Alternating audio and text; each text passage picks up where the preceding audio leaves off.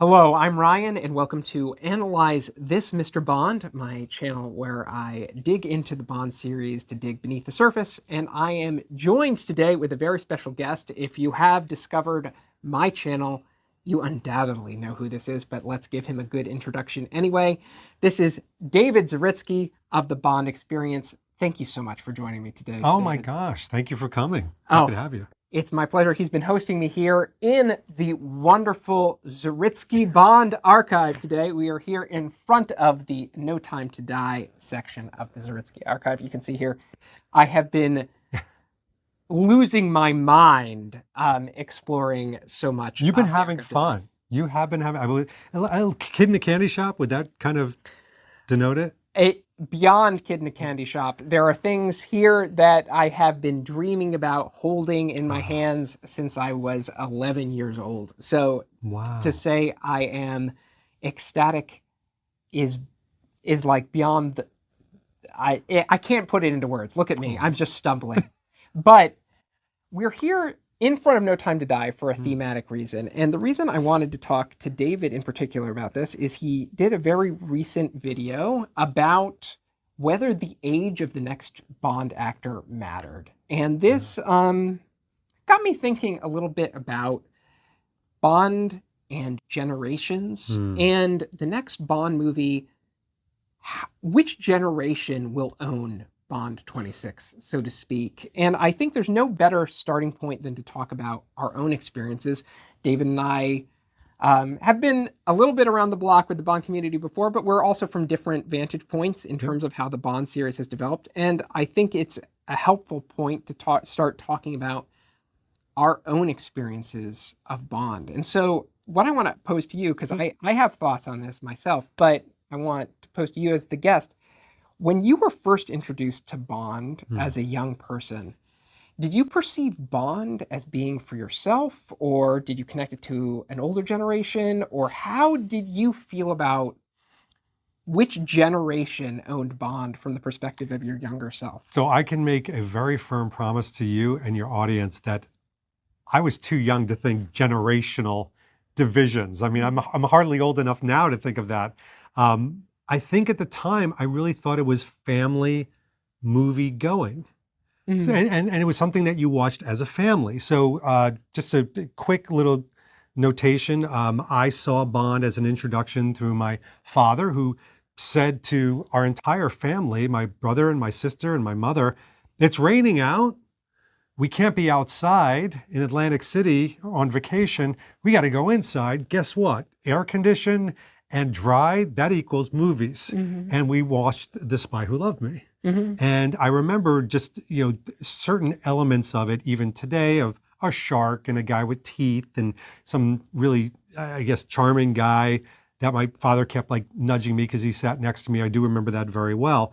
But I remember leaving there, and traditionally I would always go buy a Corgi Batmobile because my brother and I were into the 1968 Adam West Batman. But that day, my brother got his Batman, and I think he got like a speedboat or something to lynch into it. And I wound up, my father goes, "That other car next to the Batmobile is the DB5. It's from a different movie, but that's the James Bond." And I came hot off of James Bond.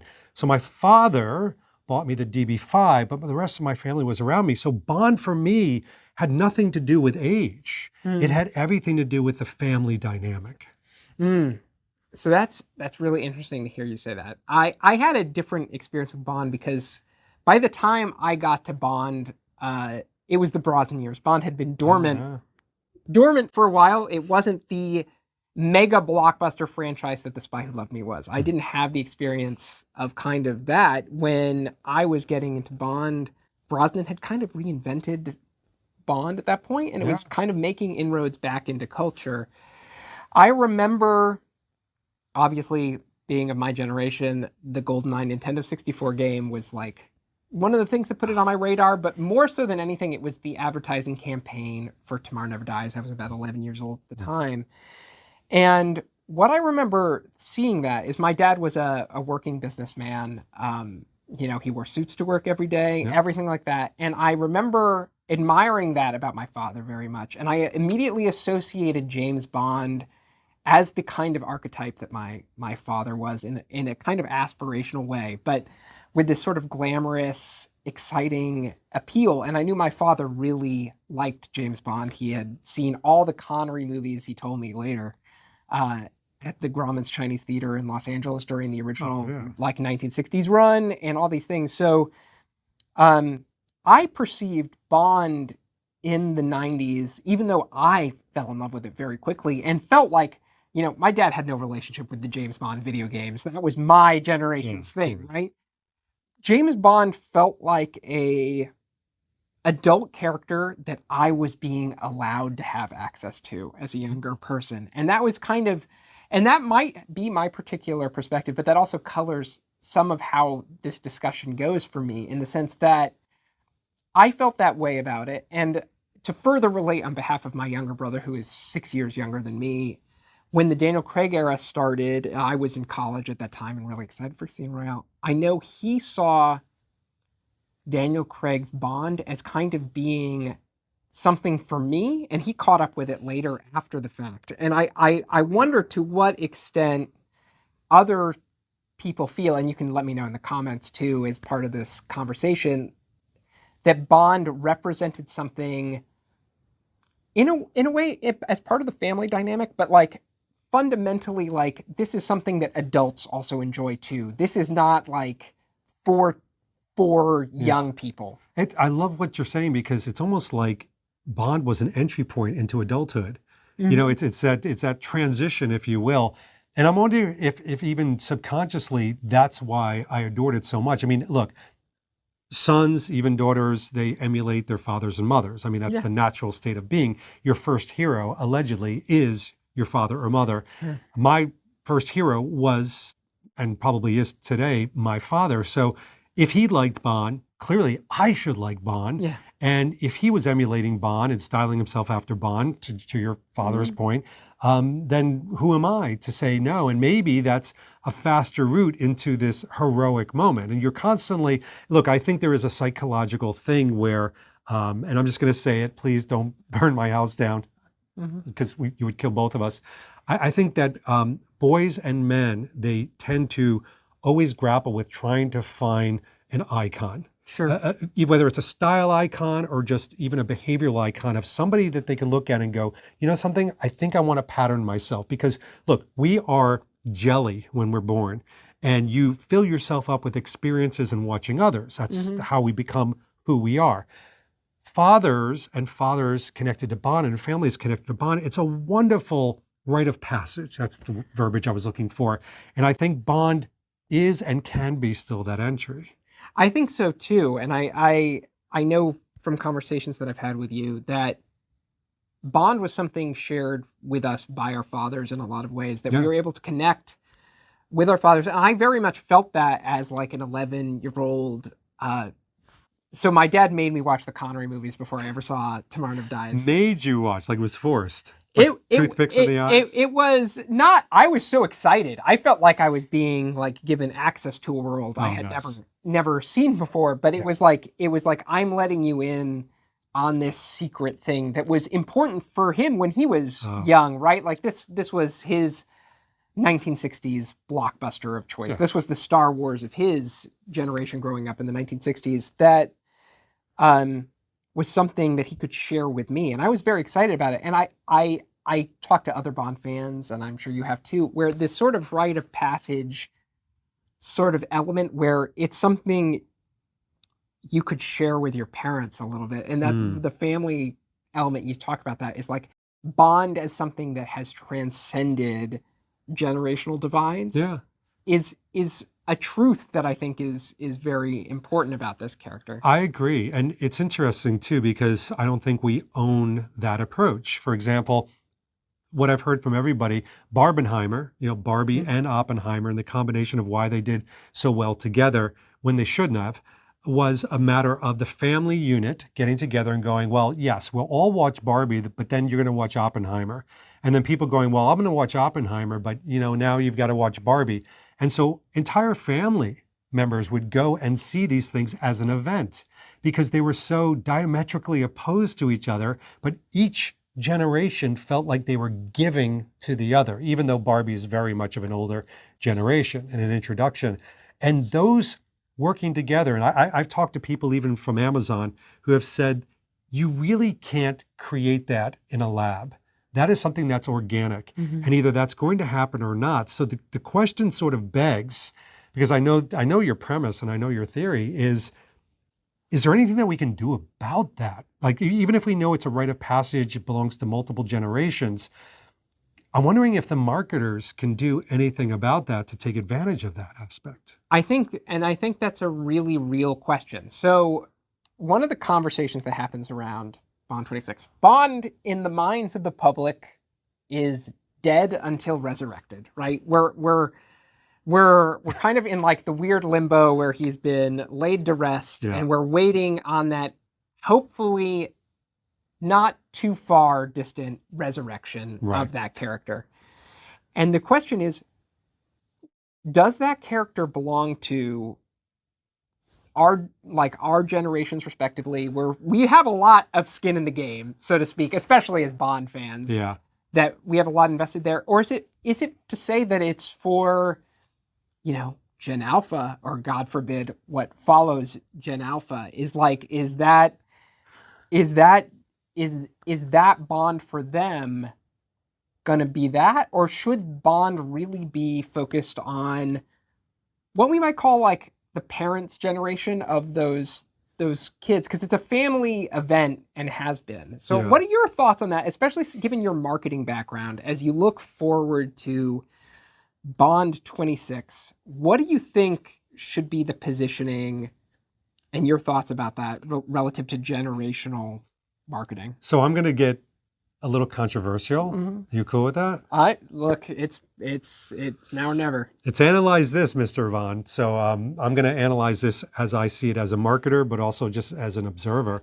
I believe that many movie companies and distributors today believe there is a mythical audience that doesn't exist. There's a mythical audience that craves Bond, for example. Let's just take Bond, to be of a time today, of a sensitivity today, of a proclivity, a political affiliation of today, whatever it is, sensitivities of today, as opposed to Bond being the character that he is, and then create an environment around him and people around him and situations around him that are of today. So Bond is almost like this fish out of water. He is still the anti-hero. He still has all the Cartesian tropes, and you stay true to him, because when you do that, when you stay true to the character and you have these triumphant moments, you actually have Bond owned by every generation. And here's what I'm talking about. Top Gun 2 is a perfect example. People arguably wouldn't follow a 60-year-old hero. I mean, my gosh, a 60-year-old hero in Tom Cruise. What 23-year-old is emulating that? Nobody. However, it was by far one of the most successful movies because it followed the tropes, the anti-hero moments, the peaks and the valleys of good storytelling, and those heroic moments from beginning to end. And they said, you know what, let's stay true to this, but put it in a time where the antiquated moments of that particular character are outlined in such a way that everybody can laugh, even the older generation that are still part of that Tom Cruise generation. And it was successful, as opposed to some of the Star Wars things, for example, on Disney. I actually like almost all the Star Wars stuff because I like all Star Wars. But there's a couple Star Wars ones that said to themselves, you know something, let's cater to this mythical audience that, like I said, probably doesn't exist. And they were canceled. And, they walked away from what made Star Wars fun and interesting and heroic and wonderful. So it's a long way of answering that. I believe that if marketers and movie makers stop being overly artistic and saying we need to do something different to cater to a new and almost mythical audience, as opposed to what drives a 56-year-old, something? It actually drives a 38-year-old. And something? That same thing drives an 18-year-old. Don't think about the new proclivities, but what drives us as humans, as people, as individuals that want to live their lives in a heroic way. Let's focus on almost a neutrality of generations. And I think that's where the win is. Oof. Well, that was a I'm gonna Goodbye, everybody. I'm gonna take the soapbox. But I think that's an interesting question because I have always felt that the appeal of characters, especially fictional characters, lies in their specificity. It is the more appealing a character and the more engaging a character is, the more specific it is. It's not really. You can take this, and I would be interested to hear your perspective as a marketing person. But like relatability is kind of a false category. The characters we find interesting are sometimes the characters that are the most alien to ourselves and our actual experience. And that one of the advantages of art in general is allowing us to vicariously experience the lives of people who are dramatically foreign to us in their impulses, experiences, and various proclivities to ourselves. And so one of the things that I think about when I think about James Bond as a kind of iconic archetype, this sort of, mythical man of danger and violence who is, just kind of going out there as a kind of adrenaline junkie figure, right? Like, and this is not a unique archetype. You have Batman, you have John Wick, you have all these kind of figures like this that like, that is a cross-generational, like lone soldier figure. And I think it's interesting that figure in particular can become this sort of like cross-generational icon that has been reinvented many, many times. And so that actually brings up a thought that I wanted to talk to you about, because we're actually going to change gears instead of asking him questions around that line of thought. Because one of the things that does happen generationally that has caused a little bit of friction in the Bond community over the years is when Bond has pivoted in his demeanor and his style. Like when you have like Connery going to Roger Moore going to Timothy Dalton. You had this sort of generational pivot. And people tend to divide into camps. There's even today in the Bond community, there's Connery people and there's Roger Moore people. I am a universalist, so to speak, of all the Bonds. But you said that you like Dalton. I do like Dalton. Yeah, I love Dalton. Is Dalton your favorite Bond? Dalton is my favorite Bond. Yes, which is. I know a very like boutique choice. I'm sorry. I can't help it. I have to be precious that way. But Dalton is my favorite Bond. But this question is looming on the horizon. The next Bond is going to be something different. We don't know what is lurking above across the horizon. What level of anxiety do you feel about Bond becoming something different from what you love? And I try to project that. I was not alive during the Connery years, but I have to imagine that if I had fallen in love with Sean Connery during From Russia with Love and Goldfinger, by the time I got to The Spy Who Loved Me, I might have been feeling a little bit of a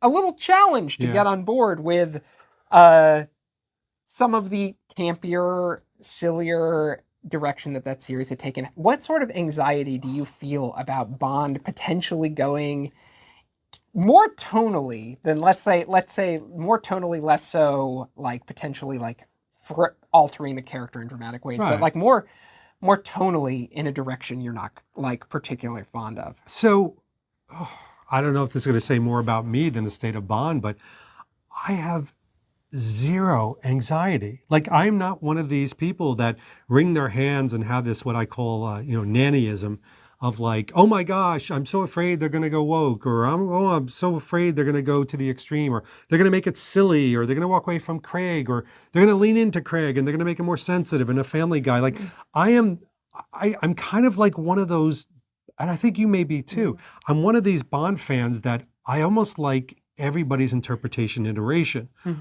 What I don't like are the moments that don't feel like they're true to the Bond character, and that's different. That is different. So you give me a Bond that's this way and they're more that way, or silly, or the environment is different, or even the tone, like you said, if the tonality is different, I'm actually fine with it, because what I'll do is I will evaluate very quickly in the first 10, 15 minutes, oh, this is that Bond film. Like you and I, we had a conversation a while back on The Man with the Golden Gun, and we said this is that type of a film. It's a smile, go happy, gooey pizza film, and you can't go into it expecting From Russia with Love espionage. It ain't going to happen. So if I can go in there with that, I'm going to have enjoyment. I have zero worries. But if I feel like the movie makers are going to say, we're going to take Bond and we're going to make him something closer to Superman, and Superman is a Boy Scout, and I actually love me some Superman Christopher Reeve movies. He does. I can vouch for it. I've seen the evidence. He loves Superman. I have evidence, is what he's saying. But for Bond, I want him to be a bit of a son of a bitch. And you said this about Roger Moore in his first two outings. He's a bit of a son of a bitch. And you and I, last time I checked with our significant others and people we run into, we cannot be son of a bitches. So this whole idea of fantasy play and seeing him do the work and being this anti-hero, but still being able to root for him underneath, is being a son of a bitch. So if you're making him into this goody two-shoes, I got issues. And I understand that wholeheartedly. I mean, I read an interview recently with Ian Fleming, the creator of James Bond, and they asked him, like, do you see any, like, do you resemble James Bond in any way? And he's like, Lord, I hope not. And that lets you know if the creator feels that way about Bond, that he was very intended to be this sort of kind of a rough character. And it's very interesting that James Bond carries a lot of baggage because like other fictional characters don't. Nobody complains that John Wick is just a unrepentant, savage murderer, right, for 4 movies and has a body count of probably 600 people across those movies. Right. But it is interesting with Bond that sort of, perhaps because he's such a cultural icon, carries that weight. But I will say, I agree with you that tonally, I don't, if they want to bring back hovercraft gondolas and Bond wearing clown outfits, right, I'll roll with it and take it on in the context of which it happens, and I'll evaluate it in the context of the movie. I love Octopussy. I love Moonraker. You guys all know. So that. What's the line that you draw? When do you say like, oh no, thank you? Tonally, I'm fine with it. I would say, I think the line for me would be, I think fundamentally the character is a few things, and we can maybe save this for another video a little bit too. But I think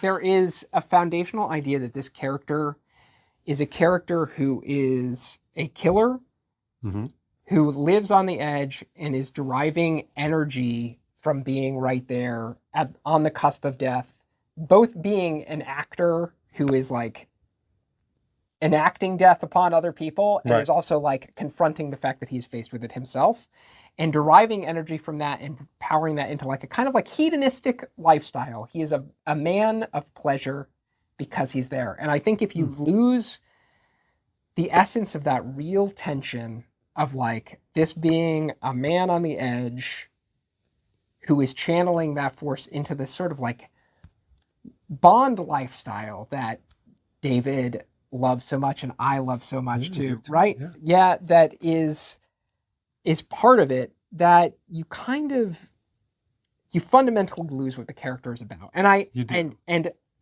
we've not talked ever together in a meaningful way about No Time to Die. I like No Time to Die. David has had a complicated relationship with No Time to Die. That's a very nice way of saying it. Yeah. And one thing I will say, and I will grant this to all the people who do not like No Time to Die, is that I think in a very intentional way, it's kind of a breach of contract for that character, so to speak, in terms of what that character represents. That character and his core impulse, who Bond is and what he does and his relationship to his job and death itself as being a character who skirts up to the edge of death and just kind of like always kind of skates by it. Right. That is a film that kind of literally shoots a missile at all of those things and implodes it. And wins. And missile wins. Yeah. And while I enjoy the big swing of that as a final encapsulation for an arc. I understand those who feel that that might be a subversion of a legacy. So I'm going to use your own words, and it's not a debate. But it's to kind of better understand how I feel about No Time to Die. So, believe it or not, Bond's death is almost the least issue that I have with it. I believe it. In the sense that you said, for example, Bond lives on the edge, murder for breakfast, the whole 9 yards. Yeah. His escape valve is his Bond lifestyle. Yeah. Is all the vices that we kind of giggle at and say, oh, imagine if we could. All those things, even the woman aspects. So if you have a moment in the film where Daniel Craig tells Ana de Armas, as he's getting changed, to turn around and not watch him, I have a big issue with that moment. Because James Bond, would not tell a woman to turn around and not watch him get changed into a tuxedo. Daniel Craig would tell a woman to turn around and not watch him get changed. And I have a problem with No Time to Die because the cracks of where Daniel Craig splits out into the movie versus James Bond are so obvious to me. And by the way, I have nothing against Daniel Craig. I actually think he's a great guy and I love what he did with the part. But that is the film. This is the film where all of a sudden I stopped believing at moments that it was James Bond, and I'm like, that's Daniel Craig peeking through in his acting, in the choices that were made, and yes, in the final moments as the missiles crashed, that was Daniel Craig. That wasn't James Bond. Good night, Your Honor. I mean, come on. That's good. That is an interesting and astute critique, I have to admit. So what I would say is, didn't expect that, did you? That pulled the rug out from under me because I'm thinking about this, and objectively, I've never had a problem with that moment before, and and many more like that in this film. And to be fair, I still might not have a problem with that moment, but okay. I think what is interesting is it is a very distinct change from how the character behaved in the previous 2 movies, where if you see, I don't think these are shining moments for Craig's Bond, but actually if you see his relationship with Severine in Skyfall and Lucia Sciarra in Spectre, that is a kind of night and day behavior pattern from what you see in No Time to Die. And he was pumping them for knowledge. Right. And I do say I will grant that actually Daniel Craig does peek through, and there's also the Benoit Blanc Blofeld kind of like, and there you were, kind of like,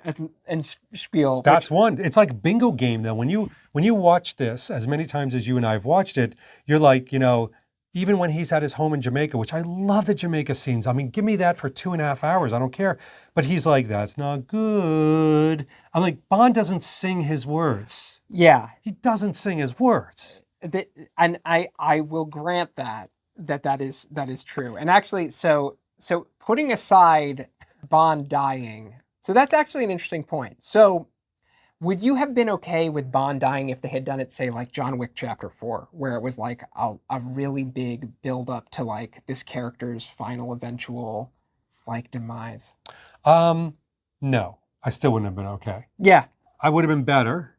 Also, I don't like the fact of, and I'm just going to say it, this, as a family person, I understand the ultimate sacrifice for family. I get it. So get it. But that's not my fantasy life.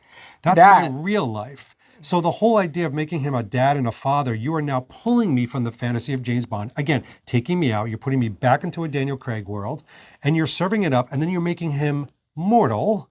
James Bond isn't mortal. James Bond is triumphant and lasts forever, which is why you can go out into the earth and think that you can conquer everything. They let me down in that regard, and that's why the movie falls for me.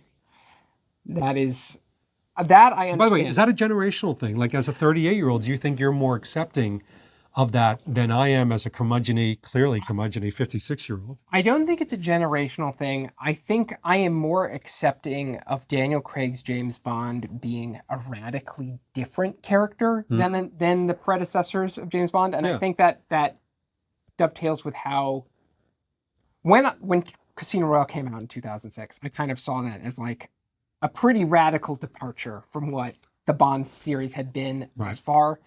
And so I'd never really seen Craig's Bond, for better or worse, as being Bond, the Yeah. archetype. I saw continuity from Connery through Brosnan as a certain version of Bond, and Daniel Craig's Bond has always just kind of lived out on its own little island. And so, like, the way that story ended never really meant one way or another, because I never really felt that the fantasy of Bond ever came alive in the Craig era the way that it had in the previous pieces. But I think you're right. And it's interesting to tell, like, how Fleming, who also gave Bond a kid, by the way, Ian Fleming gives Bond a kid, does it very differently. Yeah. Bond doesn't become a parent. Yeah. Bond...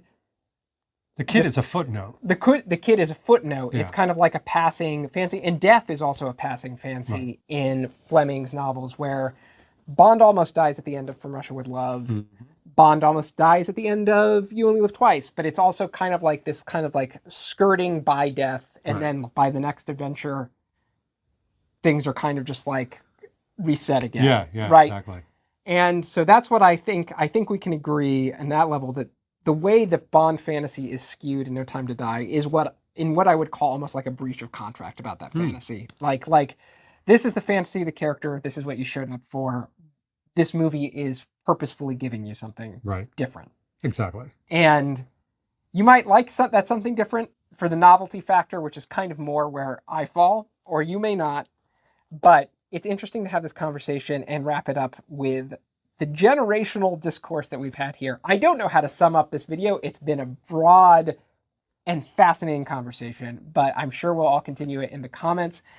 Thank you so much for being here, David. Oh my It's been a gosh. pleasure talking with you. Of course, I have to be here. It's my home. It's true. I don't know why I'm thanking him for being here in his own. Thank you for having me here in the wealth of the David Zaritsky archives. This has been so much fun. And it is a good conversation. I'll say that the one thing that's made me think of is the curiosity of what the movie makers, who they will think that they need to cater for. Is it for somebody that kind of overly maybe thinks about these type of dynamics, or is it going to be for the movie making generation that really wants a more humanistic level of an individual that's closer to who they are versus a fantasy? So you've got fantasy, you've got reality. I don't know which direction they're going to go in. And who knows, given how long it might take them to develop it, Years. The world could be completely different by the time we arrive. Yep. So thanks all for watching, and I'll see you in the next one. Take care.